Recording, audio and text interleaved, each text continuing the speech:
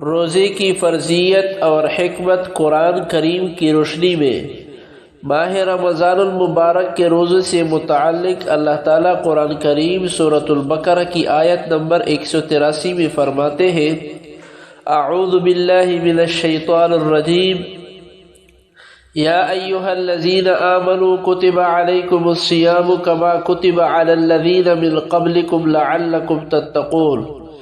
ترجمہ: اے ایمان والو، تم پر روزے فرض کر دیے گئے ہیں جس طرح تم سے پہلے لوگوں پر فرض کیے گئے تھے تاکہ تمہارے اندر تقوی پیدا ہو۔ اس آیت سے درجہ ذیل بنیادی باتیں واضح ہوتی ہیں۔ ماہ رمضان کے روزے امت مسلمہ پر فرض کیے گئے ہیں۔ ماہ رمضان کے روزے پچھلے امتوں پر بھی فرض تھے۔ روزے فرض کرنے کا مقصد تقوی پیدا کرنا ہے۔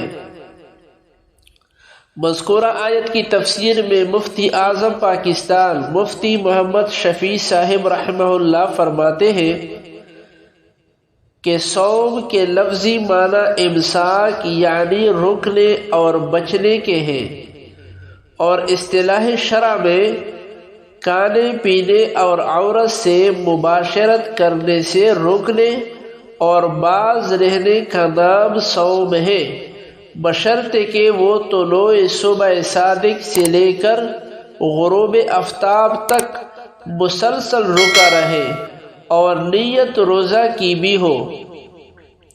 اس لیے اگر غروب آفتاب سے 1 منٹ پہلے بھی کچھ کھا پی لیا تو روزہ نہیں ہوا۔ اسی طرح اگر ان تمام چیزوں سے پرہیز تو پورے دن پوری اختیار سے کیا مگر نیت روزی کی نہیں کی تو بھی روزہ نہیں ہوا۔ صوم یعنی روزہ ان عبادات میں سے ہے جن کو اسلام کے عمود اور شعائر قرار دیا گیا ہے۔ اس کے فضائل بے شمار ہیں جن کی تفصیلی بیان کا یہ موقع نہیں۔ ویڈیو کو لائک اور شیئر ضرور کریں۔